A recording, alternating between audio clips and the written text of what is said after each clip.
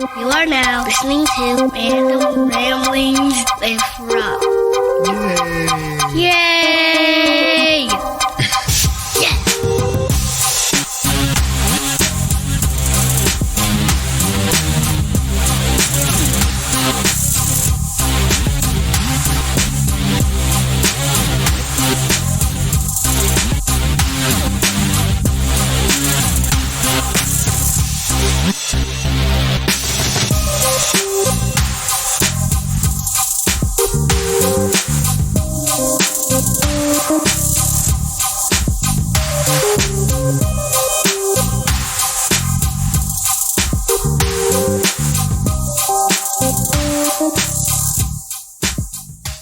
What up, everybody? This your boy B-Rob, and I'm back with another edition of the Random Realms with Rob podcast. First and foremost, I'd like to thank you, the listener, for coming back each and every week, or however you listen to podcasts. If you're a first-time listener, I appreciate you oh so much for giving my show a try. And if you're in the general vicinity of the person that recommended you to me, give that person a crisp high five. But if you're not, go ahead, use your social media app of choice to craft them a well thought out DM, not one of them nasty ones that you slide in there and do, but a thoughtful one. And let them know that you appreciate them for recommending you to me. Speaking of social media, you can find this show on various platforms, to include Twitter at 3R Show and Facebook by typing in the Random Realms with Rob in your search bar, or facebook.com/3R Show. Instagram, use hashtag 3R Show or hashtag Walmart log, where you can find me walking and cruising the aisles of Walmart and saying things and stuff. Also, you can go to randomrobcast.com to see the sponsors, certain ways that you can help support the show via Patreon and merchandise and all kind of other things, and see the illustrious guests that have been a part of the Random Ramblings with Rob. Now, joining me, I have a guest. You know, surprise, surprise. I don't have guests on my show, but usually when I do my intros and everything, I got, some witty, comical thing that I would say to introduce my guest and everything. But this one is, it's not so much a laughing matter. That's why I don't want to kind of, play around with it or whatever. So the easiest thing for me to do is let the guest introduce themselves. So who I have with me on the line today? Yo, thank you. Thank you for having me. My name's DeAndre Wilson. I'm from Evansville, Indiana. And again, I want to say thank you to letting me be on your show. I'm actually kind of guilty of them DMs. I'll be kind of sliding in sometimes. Kind of guilty of that. No, I'm just teasing. But no, thank you again for having me on your show. Like I said, my name is DeAndre Wilson.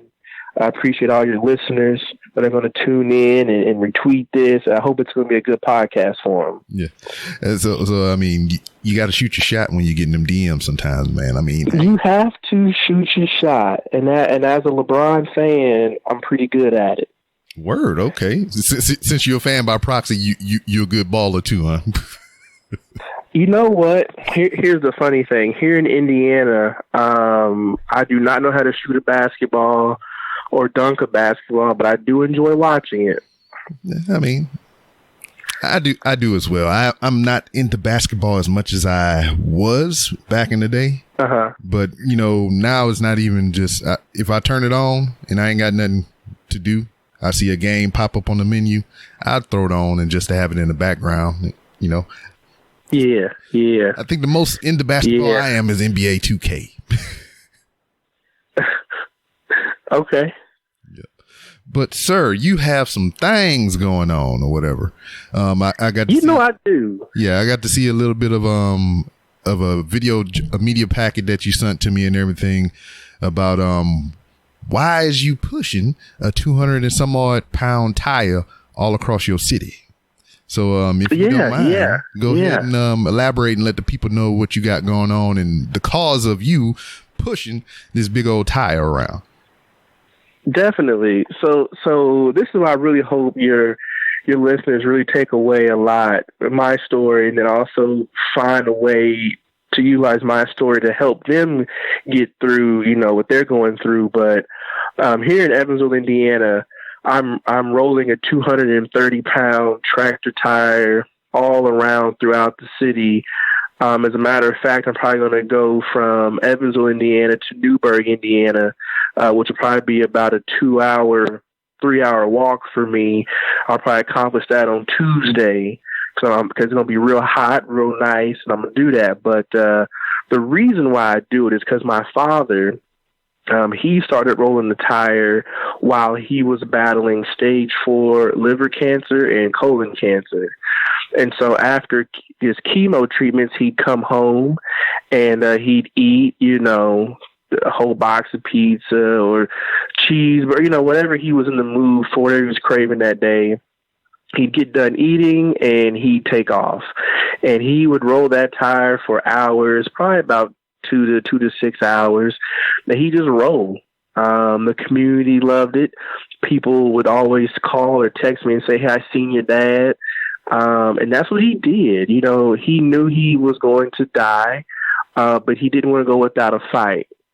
So when he passed away, I received all of his things. It took me about 4 years to get the tire out of the garage. At the time, my first business had closed, and I wasn't where I wanted to be financially or mentally or physically.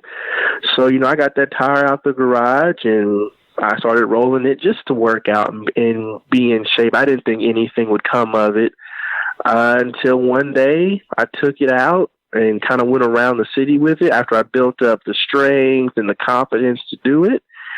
And here we are today. Now, I mean, what are some of the looks and, response from people on the street seeing you pushing this giant tire around and everything? Yeah, it's both positive and negative. So I'm gonna start with the negative first, and then we're gonna shed some light on that negative and clean it up. Yeah, because I'm like, so, how would you get anything negative from somebody trying to stay fit? But elaborate. You're not the only person that's asked that question, and so that's why I'm gonna start negative first, then we'll clean it up with the positive side. So the negative looks, people roll their eyes, or I've even gotten the middle finger. People saying it's stupid. It's been a number of things. I think the reason why I get the negative perspectives is because I'm forcing people to look within themselves. At the least we could be doing is walking 30 minutes a day, but here I am doing such a strenuous workout of rolling this huge tire. Like, you can't even see me behind the tire when I'm rolling it. So I think that's why I'm getting so much negative light from people, is because I'm forcing them to look within themselves. Another reason why is because I've turned this into a business, and that confidence that I have can be very intimidating to people. And so I think that's why there's been some negative feedback.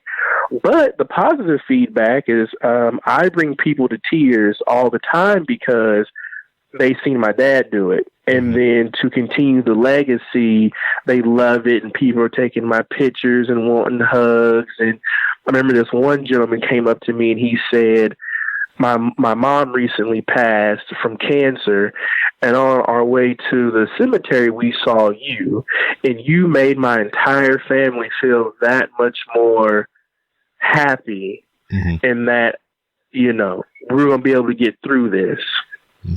So, yeah, it's all the above, and people, are so thankful I'm continuing my dad's legacy. Word. Now, you talk about you parlayed this into a business. How so? So the Keep Rolling campaign is the official name, and it's an LLC and a nonprofit. I'm waiting on my nonprofit status to come in, fingers crossed, January, February of 2020. But the LLC side, I'm a sponsored athlete. As well as I'm going to offer group classes where a group can roll the tire for 3 to 10 miles $250 each class, and we can just take off around the community, and we're going to talk about effective communication, leadership, strengths and weaknesses, etc. I'm working on a whole packet of things to talk about with the groups. And then the nonprofit side is when I'll raise money for families who are experiencing cancer that need help, or nonprofits that their mission statement aligns with mine. Raise money for them, get my little percentage off the top, and then they can have the rest. Word. I mean, there go that cold. Go to cold. It's coming up. It's coming. This is so cold here in Indiana. It's coming up on me. You know what's happening, right? Everyone's getting sick. It's getting on my nerves. Nah, it's because that tire calling you or whatever, and you lose your power every time you're not pushing it. You know what? That's what people say. They say I need to just do it all day, every day. But I'm like, look, it gets heavy sometimes. I gotta take a break. Now, what was that? How long have you been pushing it now? This is going on 9 months. 9 months. So what it was like in that first week?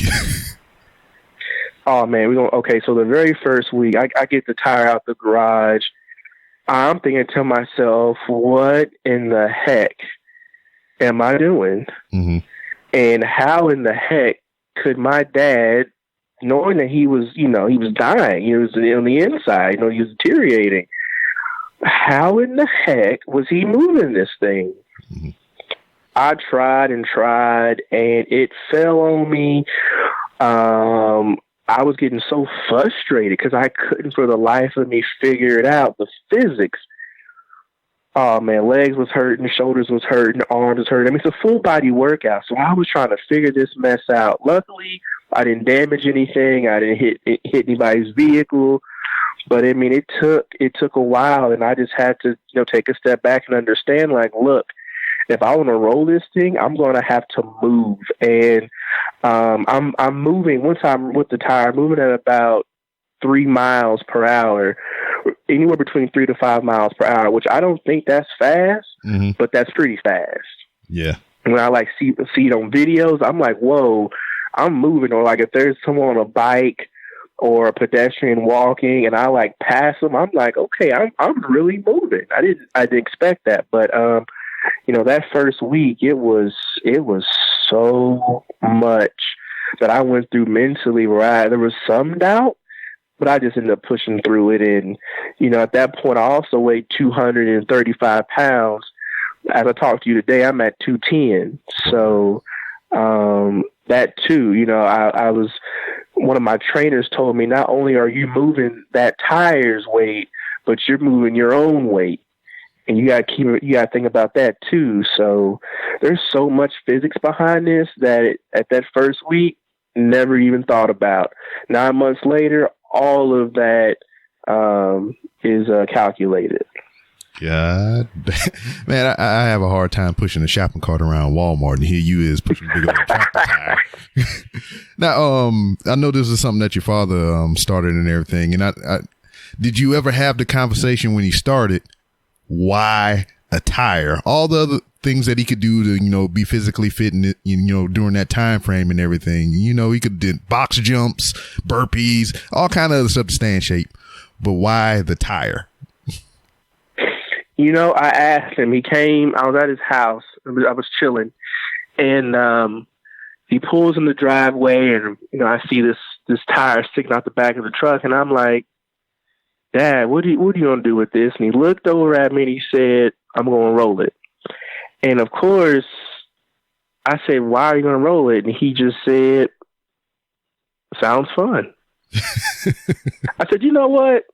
I said, you do you. You handle it. I'm not, whatever, Dad. You do it. And he did it. I don't know. I probably, the most extent of mine probably been the Walmart shopping cart. I put some groceries in there and I just pushed that around the aisles until I got tired. There you go. But hold on, you got to go to the camping section and put all those weights in it, and then you can push it. There you go. Yeah. On the side note, I went to Walmart like I normally do. I always go in there if you see me on Instagram. Uh-huh. But you talk about the weights, and I find it funny because the weight section, you come in through the entrance by the grocery side, so you basically walk the length of the store, right to left, and all the way on the left side is the camping section and the weights and all that stuff.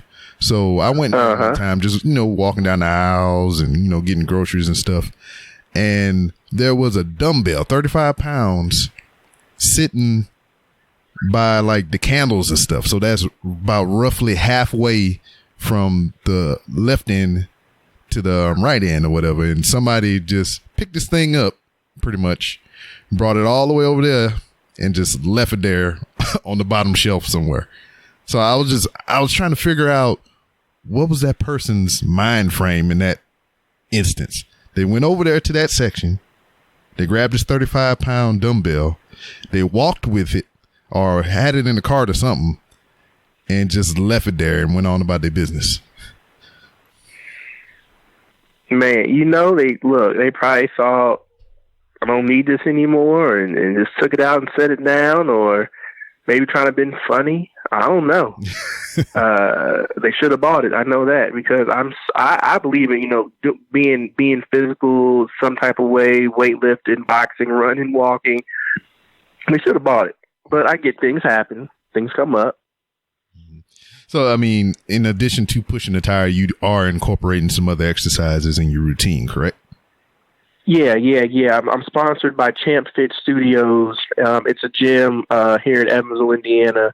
And I take classes every single day. We offer classes, and there's weightlifting.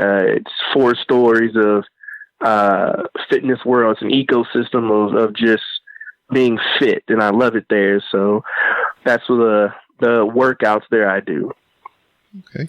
So you kind of blew past it in the beginning when you was introducing yourself, but you said you had another business at one point that kind of folded in. So what was that about? Yeah. My brother and I, we started a catering business here in Evansville called Turntable. Mm-hmm. And we lost our commercial kitchen due to politics. And so that business is put on hold until we find another kitchen. And when we do, we're going to start right back up and get to making some good food. Because I can tell you right now, here in Evansville, the food culture and all that, we really need some help. Mm-hmm. So we're going to get back to it. So what's on the menu, man? What y'all whipping up? Oh man, you have to go to the Instagram and drill on yourself. We have a very basic, menu to help people kind of figure out what they want to eat. But whenever I meet with the client, I'm like, look, let's experiment. Let's get out there. Let's figure out some things. We're pretty much going to make what you want. Mm-hmm. We don't really shy away from anything different because we want different. We want more. We want catering to be more than just fried chicken and burgers and wings. Like, let's really get out there and experiment with putting grilled pears on a burger or some bison or. Okay. Let's get out there and do some good things. Some bison. So that's what we do. I mean, what's the process in cooking up a bison, man? You would just go out in the wild and wrestle that thing and bring it on in. Oh yeah, that's what I do. Since I roll that tire, I'm ready to wrestle bisons and alligators. Bring them on in. Let's get them on the grill. Okay. All right. But yes, what we do though. We love to experiment with Turntable. We don't mess around. Now, you talking about a little bit of the politics. I mean, is that a discussable topic there? Yeah, I don't mind. We get into that. So what had happened, cuz? I got you. Yeah, I'm glad you mentioned that. That way your listeners can be like, oh, okay. Yeah, and maybe they can learn from it. So, basically there was an owner of the kitchen and there was a middleman. And the owner and the middleman of the kitchen couldn't work together on pricing and upkeep with the kitchen itself. So, I mean, every day we were going back and forth with needing more space, and then they wanted to increase rent, and then the kitchen and the freezer were going down. And I'm like, if you want to increase our rent, you got to fix these things. I mean, this isn't rocket science. Yeah. But they just could not get along. They couldn't see eye to eye on what our needs were as tenants. And everything just hit the fan. And so I look back on that and I'm like, what if we would have got rid of the middleman? Would have things been different? And what I mean by that is, you know, I wish I would have been able to get an investor at the time or a loan at the time. Maybe we could have saved that for all of us that was in that kitchen, because we shared the kitchen with multiple caterers. Okay. But yeah, I mean, it sucks that those two, because they couldn't get along, the rest of us had to leave. Okay. So what was the genesis of that business between you and your brother or whatnot? I mean, is cooking been a part of your family or whatever, or is it something that you learned along the way and was like, hey, we can probably do this professionally?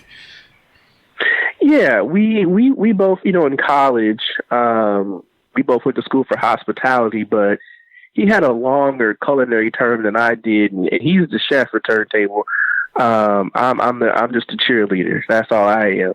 You know, I pay the bills and do the marketing and social media, but he's the chef, and at best I may help him chop a few things up or maybe roast a few things, but that's really him. He handles all of that. If I'm cooking, it's because he's in the kitchen. He's able to watch what I'm doing, because I'm just going to burn it, because I'm not really a good cook like that. Yeah, you'd rather just go out there and wrestle down the bison and all that stuff, huh? Yeah, I go out there and wrestle it down for him, and I'll bring it back to him. But yeah, that's our teamwork. You know, he stays in his lane, I stay in my lane, and then we just watch the success come in. Now, besides your issues with keeping the kitchen and whatnot, what was some of the things that you ran into, you know, getting this business off the ground? You know, it was so, you know, and I talk about this a lot in Evansville. The entrepreneurial resources are they're barely there, and then what we have is just all over the place. So what I mean by that is, when we had to get our permits and license, it was like you get like your license or your permit or what have you, and then you got to wait another like a month or two before you get the next thing, and another month or two before you get the next thing. And I'm just like, why can't these processes be more streamlined? We are here wasting time waiting for all these signatures and yeses and nos, and that just got real frustrating. But I mean, we pushed through it, you know. But that was one of the things that was frustrating at the start of this. So going through and, you know, starting the LLC and, you know, having, you know, the nonprofit thing going on, do you feel like you have a grasp of, you know, the process and everything? Yeah. After doing the LLC thing twice, the nonprofit thing once, and then helping other nonprofits before I even got to where I'm at today, I feel like I understand it so much better now, that anyone that comes next in line that reaches out to me, I'm like, look, I can save you some time. Here's how I can help. Okay. And in that vein or whatever, I mean, I know it varies from state to state or whatever, but well, if you could reach out to somebody, you know, catching them, you know, at the genesis of their journey into starting the LLC or some kind of business or whatever, what would be one of the number one tips that you would give them to help them along their way? Two things. Find a mentor and find an attorney before you file. That way, as soon as you file, that attorney will be ready for you. You can get your EIN number and you can open a bank account and you can start accepting some dollars for what you do. And you got a paper trail. So when it's time to file your taxes, you don't have to go back and think, what did we do and how much we made. It's already happening for you. So get a mentor, get an attorney before you file for your LLC. Okay. Is there any apps or anything like that you would recommend as well? I haven't found any good, reliable apps that I trust. That's why I say just find a mentor, someone that's really come before you that can help you. But if someone found an app, I'd be interested to see what it is. I've searched for myself, but I haven't found any that I like. Because anymore it's pay $50 or $30 to get all this information when I can go to a mentor and get it for free. Word. And I understand that. It's just like a lot of this stuff is oh yeah, I'll help you out. But yeah, what's the but? How much the but gonna cost me? Mm-hmm. Yep. But so I mean, other than pushing this huge tire, mentoring people yourself and, being a businessman, what are some of your other interests that you got going on and everything? Some of my other interests, I tell you, I am big on taking naps. I tell you what, it's like a good nap. No, one of the things I do is I also mentor students through my local YMCA after school. And so they keep me active, and I play basketball with them. And they're actually teaching me how to shoot a basketball. So it's really interesting that I'm teaching them about entrepreneurship and character development and, just how to be cool in the community and how to be smart. And they're teaching me how to stance, how to hold the basketball, how to properly shoot the basketball. So it's been really fun. So between hanging out with my middle schoolers and high schoolers and taking naps, it's pretty much what I do if I'm not working on turntable or keep rolling. So, I mean, when do you have the time to take the naps? Today, actually. It's going to be a nap day. A little later on. It's going to be a good 45 minutes to an hour nap. Man, I hope it's a good one. Yeah, those are the good ones. I feel like anything longer than an hour, it becomes you wake up, you're drowsy. I need about an hour, just in the hour, 45 minutes to an hour. I think those are the real powerful naps. Now, how did it go about? Like, you just take a nap before you go roll that big old tire? No, I don't know, because I feel like not before I go roll the tire, because I'll be sluggish. I get a good 8 hours. I get a good 8 hours sleep, and then I'll wake up around maybe 4:00 in the morning, get a good solid breakfast, and I'll take off for the day. And I'll probably roll the tire for about 2 to 4 hours. So I'll probably get done around maybe, depending on where I'm going, what I got to do. Because I've also did a couple 3K and 5Ks with the tire.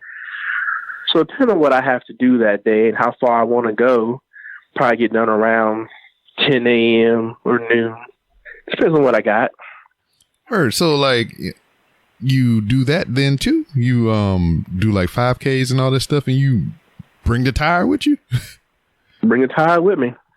Word. So, I mean, do you get a lot of carryover from that? Like, people come to, like, hey, man, why are you pushing this tire? And, All of that.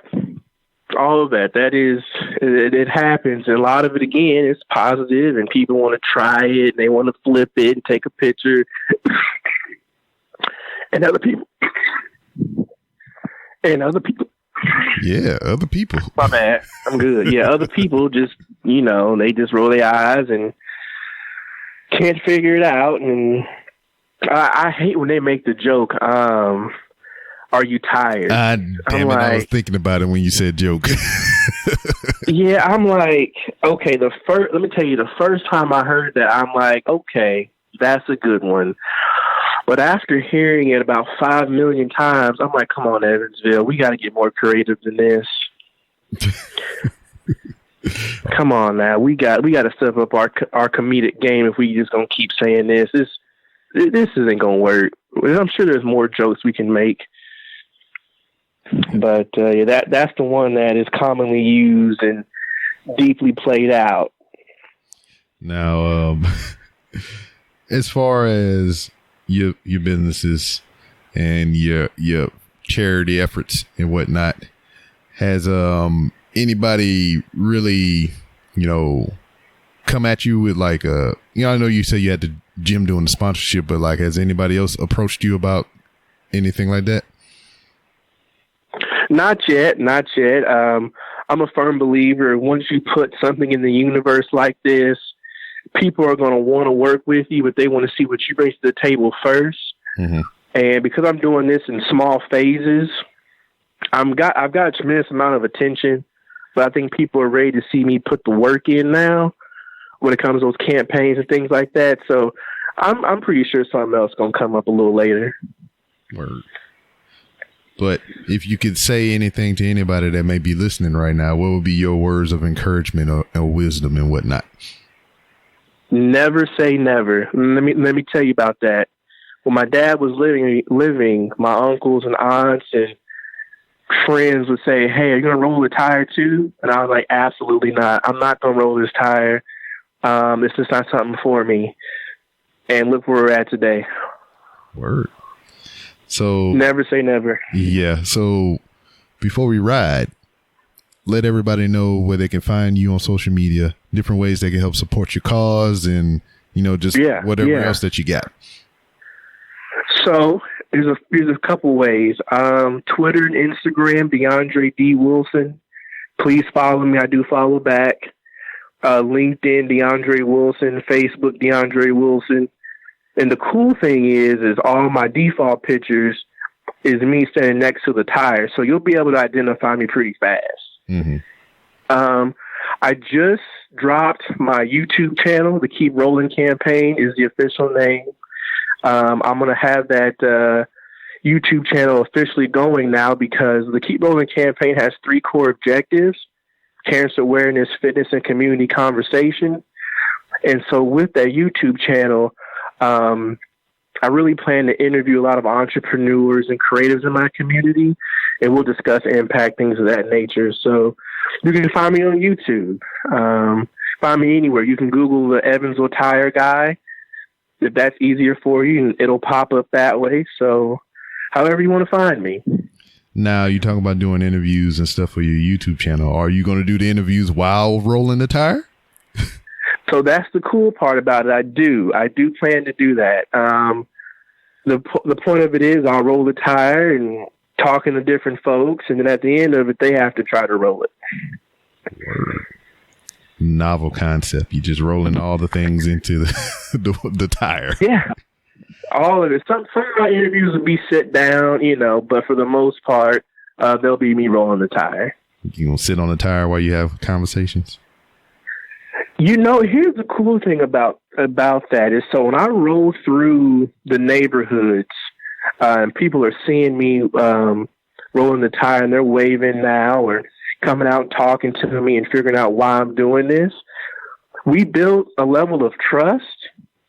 And there's been times where I'll set the tire down because someone really wants to talk to me, and we'll sit on it, and they will tell me some deep things that they're dealing with personally. So, yeah, I'm not opposed to setting the tire down and talking, because I already do it now. We have some deep conversations with people just living in the neighborhood. Word. So, man. It's crazy. It's crazy because I didn't expect that to happen. But, I get told some serious things, and I've just learned in this short period of time to show up, shut up, and listen. Mm-hmm. And at first, I was like, how am I supposed to deal with someone telling me that they're in a domestic violence relationship, or they're dealing with drug addiction, or worse? But it's something that I do cherish. I appreciate them, wanting to talk to me. But I tell you what, this whole experience has been something. Word. And, I appreciate you sharing your experiences with me, sir. Absolutely. And as always, you've been a guest of the show, and the door is always open for you to come back to, promote your next big thing or just to shoot the shit. Absolutely. I appreciate you responding to my Twitter DM. I mean, that's how we got started. Yeah, you didn't slide in there all lewd like it was well put together. No. It wasn't time for that. Maybe next time. Yeah, maybe next time. We'll see next time. Okay. And out of tragedy, and that was a tragedy. I was speaking for a couple seconds just now, and Mike wouldn't know. But anyway, out of tragedy comes triumph. We got to speak with Mr. DeAndre Wilson today. And, his story is, sad, but uplifting at the same time. I mean, people pass away, a lot of them sooner than we would like it to be. But it's what you do after to honor that person. And he's doing that right now, pushing a big ass tire and, doing campaigns for cancer awareness and charity work and stuff like that. Just so, cancer fucking sucks, man. That's all I got to say about that. I don't want to get too deep into it or whatever. Make me sad thinking about it. But anyway, follow the man on Twitter, Instagram. It's all in the show description below, I guess. But it is in the show description. I say I guess because whatever you're listening to this on, I don't know if it's below or sometimes if you tap the screen, the description comes up across the screen. Wherever the show description is for you on the particular app or device that you're using, that's where his contact and social media will be. And you can follow his journey. You can follow him pushing this massive tire all over the place. Spread the word. Spread the word. 2020, man, is going out without a hitch. This is the second episode of 2020. And Monday will be 4 years of the Random Rounds with Rob podcast. Yeah. I couldn't remember if I did something for every year of the show. I know I did something for year 1. I don't think I did nothing special for year 2. Year 3, I did a live broadcast. I had people actually call in. Shout outs to Black Rambo and Sean Cone. And I think one more person called in. I can't remember who it was, but that's what I did for year 1, 2, and 3. Year 4, nothing much. It's business as usual. You might get 2 episodes the following week. So Monday, I'll probably record a little something short and sweet. Just talk about the past 4-year experience or just this past year in general. It'll be like my 2019 year in review. And gonna keep it moving. So next week you'll have, after this episode, you'll have 2 additional episodes for the following week to celebrate. Hold on, I'm messing myself up. So you have this you can get 2 this week. So you have this episode and I'll do one Monday. God damn it. January 13th. So I'm giving you context when I say Monday, because whenever you listen to this, Monday is right around the corner, I imagine. Shout outs to the sponsors, Hooks, Rubs, and Spices. If you go to hooksrubsandspices.etsy.com, you can get 15% off your order if you use the promo code RANDOM. Also, shout outs to Poddex. You go to poddex.com. I'm about to say Dix. Go to poddex.com and get you another tool in your tool belt if you're a podcaster and everything. I ain't saying that everybody needs it, but it doesn't hurt to have it. Some of you are highly professional. You take notes and everything. It's something that I lack doing. But some of these cards, these decks that you get, they got some interesting and thought-provoking questions within that can help your interview reach a whole other height, whole nother level and everything. And that's kind of why I mess with them. That's why I rock with them or whatever, because I thought it was a novel concept. And there's not so many products specifically for podcasters, other than the scam shit. So this is a good little tool to keep in your tool belt. So go to poddex.com, use promo code RANDOM, and you can get 10% off your order. And shout out to Walker the Geek, local H-Town podcast or whatever. He got him a deck from Poddex and everything. Use my promo code. So shout outs to him for that. And also, oh yeah, cue some sensual music in the background. You want to get your freak on, get you some Blue Chew, baby, for your thang-a-lang, your weeder-woo, your Peter-peen. So you could do your thing. See how I made that string together so it can rhyme, baby? But go to bluechew.com and you can get your first order free. Only pay $5 shipping if you use the promo code the promo code is random. So all three of those places, Six Rows of Spices, Poddex, and Blue Chew, use the promo code random and you can get you 10, 15, and a free shipment, all by using the promo code random. Thank you for listening in on this short episode, but keeping in with the theme. Got 2 more episodes to go with 2 other tired individuals, whatnot. Rolling up next is Jason Richardson. He is the curator, the CEO of the J1 Con that I went to here this past November in Atlantic City, New Jersey at the Showboat Hotel.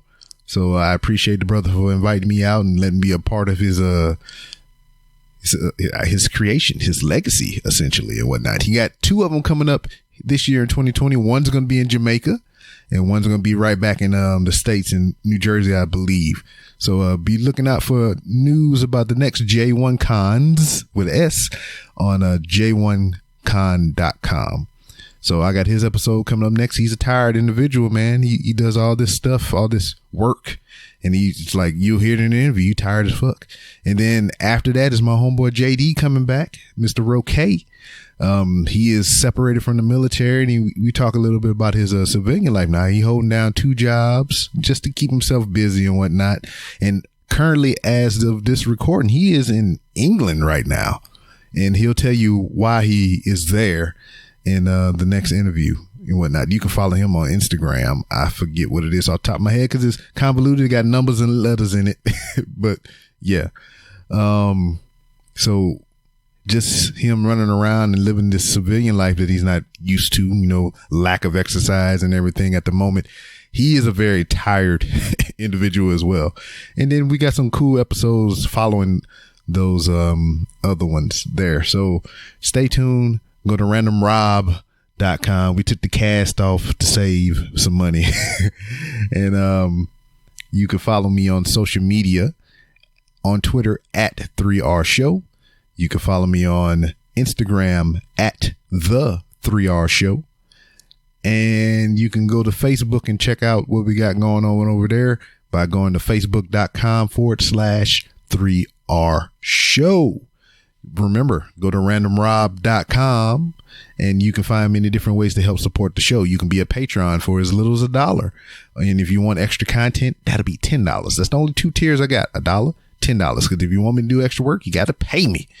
You can buy some merchandise from a third party or even handcrafted by myself if you hit me up in the DMs ever so gently. Go for right now for the whole month of January. You can get savings on hats, shirts, and other merchandise on randomrob.com. Hats are 35% off. T-shirts are 18% off, and everything else is 5% off. So go to randomrob.com/merch and dig in on that for the month of January.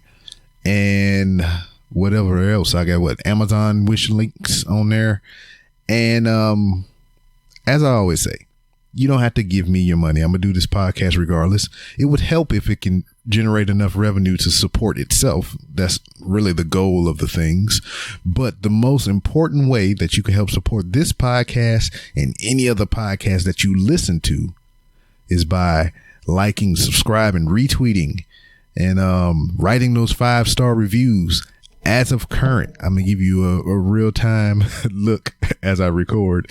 But I believe we are at 86 5-star Apple Podcast reviews. And my goal is to get to 100 by March 29th, which is my birthday. So if y'all can make that happen. Yep. As we sit right now on Apple iTunes, we are at 86 reviews. So I'm trying to get to 100 by March 29th. We already in January, about midway. So help me out. Go there, take 5 minutes of your time, maybe less than that. Write a 5-star review, and I'll be very much appreciative. That's your birthday gift to me. And also, if you don't have an Apple device, which you should, but any other platform that you listen to podcasts on, if they have a rating system on there, give me the highest rating review. I appreciate that very much. And as always, thank you for listening, and I'll see you next time.